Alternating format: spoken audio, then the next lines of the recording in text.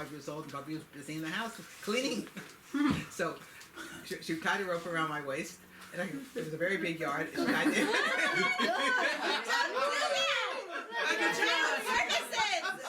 Is this real? To a tree. This is why you like cleaning so much, because you know This is why you walk around the tree, and I didn't know how to go back to the tree. Her mother tied her around a tree with it. So, okay. So, she was gone until the car was passed, then she would run after the car. No, and the man knocked on my mother's door, and he says, "Lady, somebody tied your daughter to a tree." She's like, what? What? Oh my God! That's crazy. Scandalous! I don't remember what Bubby told me. What tree was it? A willow tree, actually. Willow tree. Okay. Oh, that's strong. Nice strong, yeah. Uncle Michael. So Michael. Did your parents share with you stories of their parents and their life in Europe before coming to America? My mother did. She talked about her sisters, and she was one of seven girls. And she would talk about what they did. They had a cow. It was her job. It was very affluent. You had your own cow. My mother's job was to milk the cow. Tie it to the tree. Milk the cow. And she would tell me, she said sometimes the cow would knock over the bucket of milk, so there was no milk for that day. Damn cow. But she would tell interesting stories about how leaving Europe was very difficult for her. She was 27 years old. She came to America in 1930. When did she get married? And what? She was 37 when she got She got married. married at 1939.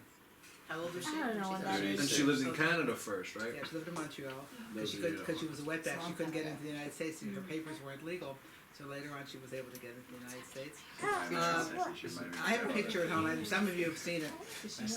And one aunt of mine came to America before my mother. And she took her son back to Europe to visit the family. So I have this picture of my mother's whole family. Sisters with their husbands. In the front row is the cousin was from America. He was visiting. And in that row there are 12 first cousins. Now they were all murdered. My parents, no, my cousin lived in Columbus, Ohio. And there were no survivors from that family. So I think about that often because every time someone says to me, they say they're from Poland. So I say, where? So my mother would say, forget it, there was nobody survived from that town. Which is true, nobody did survive that we are aware. So, but she was always telling me stories about, my grandfather was a tanner of hides. It always smelled from the acid. And Barbara had said to me once in the Jewish press, she called me and said, what did your grandfather do for a living? And I said he was a tanner of hides, because the Jewish press weekly they do a different Polish town. And my father talked about Bialystok. He said there were no Bialys in Bialystok. No Bialys are like rolls. They sell them here. Yeah, they do sell them here? Yes, they do. The onion in the middle. They're made in China, though. Yeah. So he had an interesting life. He was the youngest in his family. So he said his portion of the food Friday night was the flegel, the wing of the chicken. He had one chicken and the feet. No, there was the feet. He said he had the feet. The feet, maybe the feet. Thanks. So we talked about his brothers. He came, fortunately, in 1924. Brought my grandmother here, who I'm named for. He was, tell you a quick story about Papa. He was very socialistic background. You know, there was a group either you were from or you were a socialist. So he was more of a socialist. And he came. He lived with his mother in Brooklyn, Borough Park. He would get up Shabbos morning, put on a suit, and would go to his car. Had his overalls. He was a plumber because those days you had to work Saturday half a day. And he did. So after a few weeks, my bubby said to him, "Look, I know you're not going to shul. Don't lie to me. You have to work. You work. But don't make a story up that you're going to shul." He would come back and would change into a suit. And I never had the opportunity to meet her or my grandfathers. But I have a story. In 1941, this is spring of 1941. I have a postcard at home, and it's from my bubby in Europe. And I was 6 months old. And she writes to my mother, does she have enough Clader for me, clothing? She says to my mother, thank you for continuing to send money from America to Europe to help them out. And she says, and your sister sent flour to us so we could bake matzahs for Pesach. So I know it's spring of 1941, and that's the last we ever heard of her. Yeah. So I have that postcard. It's all in Yiddish, and it's You know, life was, Hey, you have the postcard? I do. Yeah. Yeah. Papa Saul said he would ask somebody who went to shul, like, what did the rabbi speak about today? That I did. So he could go home and tell his mother, oh yeah, I was in shul, this is what the rabbi spoke about. He would start cooking, you know I that. used to do that. That's who I'm named after. I know, Zebulun. Howard. Zebulun. Question. The Dvar Torah. So just to lighten the mood a little bit, Yeah. what were your first impression of your sons and daughters-in-law? Oh my God. That's gonna For me, First Oh God, Mom. But yeah, mind I you, know, it's Michael, all on could you camera. do- I know. All on camera. Just Michael- canning you We're all very will be forgiving. against you in court of law. Michael and Barbara knows them for such a long time, and people say to me, "How do you let them go? You know, so young, they're going together." I said, "If it's Bashir could be, it's going to be. And I always say, I tell people, you guys should know about it, that we are very, very fortunate parents. That we sit at a table, look around, and say, "This is my family." And I'm very proud of all of you who have brought home to me. Yeah, Michael, and you know, just the variety of. I mean, Ceci came into our lives, and I said, What is she saying? What is she talking about? she's our bounce into our lives, and Make her stop pinching my arm. and she's added so much, you know, joy and happiness and excitement, right, to our lives, and given us, you know, two great grandchildren, wonderful grandchildren.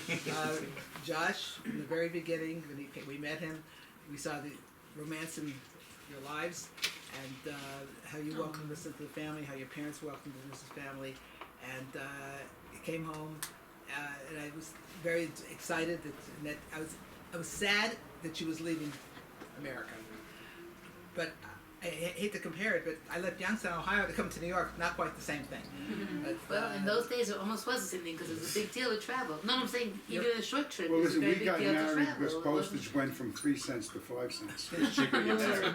We could afford to buy stamps to write letters, we might as well A get wedding married. was cheaper than the postage. Of course. so I think That's when you write every day. Zadie and I, No emails. Zadie and I feel very fortunate that our children picked spouses that they did, and that we've been incorporated into their families, our in-law families, their in-law families, and not everyone can say that. I find most of the people I know can't say that. So we feel very fortunate. We feel fortunate. Yes, but the cute story, I don't know if Michael remembers this, but like you said, Michael was 15 and Barbara was 14 when they met.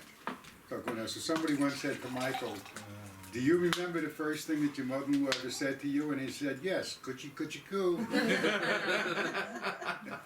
I think Mom's first impression of Uncle Michael was, "Good, he's walking. Yeah, good boy." Good, he's the coach. He's the best. It's better. First impression with Ceci is, oh, finally someone's come to clean the house. Guard your hubcaps. Is that nice? Bob says question. On the Ceci is We'll like censor ad afterwards. We'll censor ad. Bob just bubbly. question. Okay, Yeah. Italian. I said, Ceci's like a bottle of champagne. She's bubbly all the time. I'll do it all the time. That's right.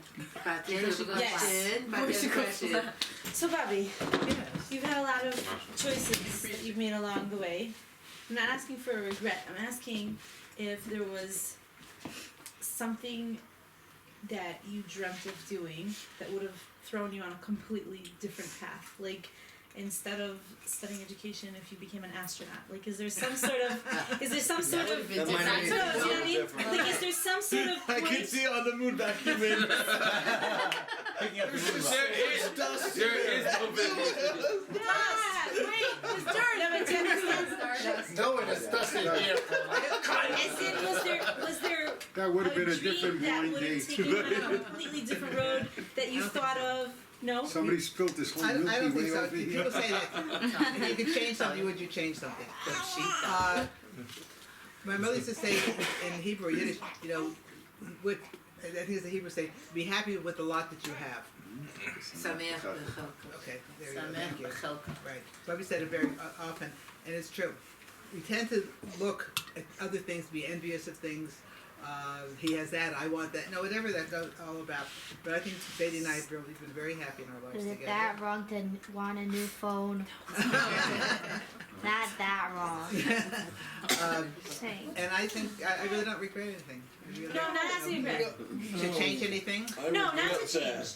You know, I don't know, when I was younger, I imagined that I would be something totally different, and now I'm also an office manager. Do you know what I mean? Like, was there something you thought or dreamt that you would become? And then, obviously, life takes its course and everything's wonderful, but was there something that you kind of hoped that, oh, I'm gonna end up being No. that? No. No? No. I sort of roll with the punches. Mhm. I Great loved what way I to was live doing. life. I was with people all the time. I'm a problem solver, and I still meet people. It was 22 years since I left that job, and once in a while I still run into a person and say, "Oh, we miss you." You know, I said, you know. You're one of the best I don't miss you. networkers I've ever met in my life. Anywhere you go, you meet someone you know or That's right. know someone who knows someone. I Oh, talk, sorry, I let me go. talk to everybody.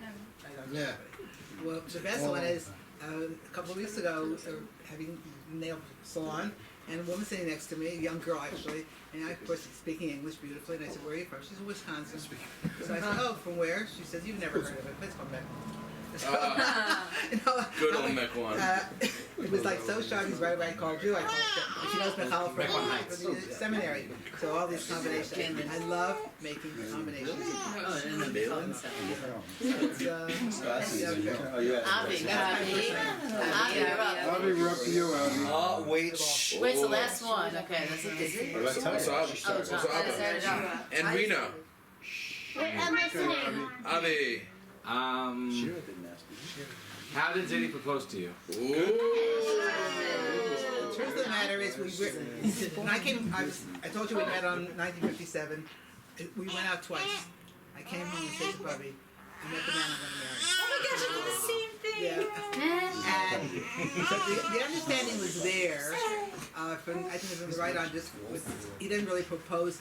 He gave me a ring in front of Brooklyn College, and everyone says, "Oh my God, they're getting engaged." I already had picked out the ring. He just picked it up when it was ready. After 2 dates? No. No. I never asked Bobby to marry me, and she never asked me to marry her. From the time we met, we knew we were getting married. So what happened? So you went out 2 days, you went and told your mom that this is the one we're gonna marry. Love at first sight, true. Oh. Just share it. Cool. What did Bubby think about that? She was so She was not too happy.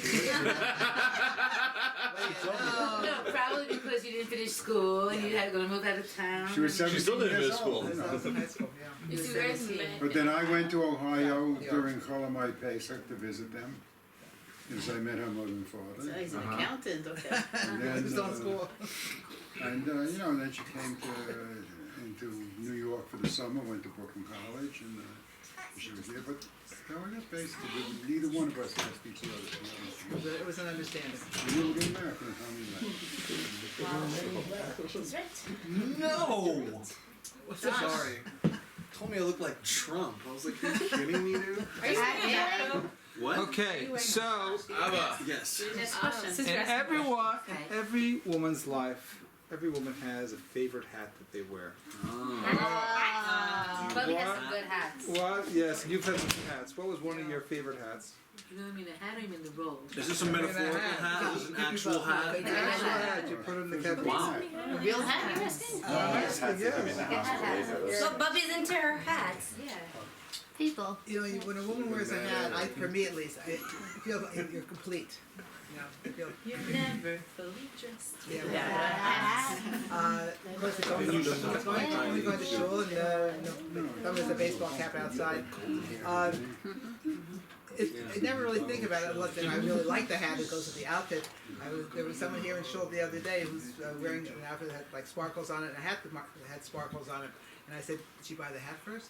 Match the dress? Or did she buy the dress first? Match the hat. Sometimes it's like I see a hat and I say, now what do I have to wear with it? I better pick a dress so I have to match the hat. I think wearing a hat of physically and emotionally, it's what the hat you wear in your life.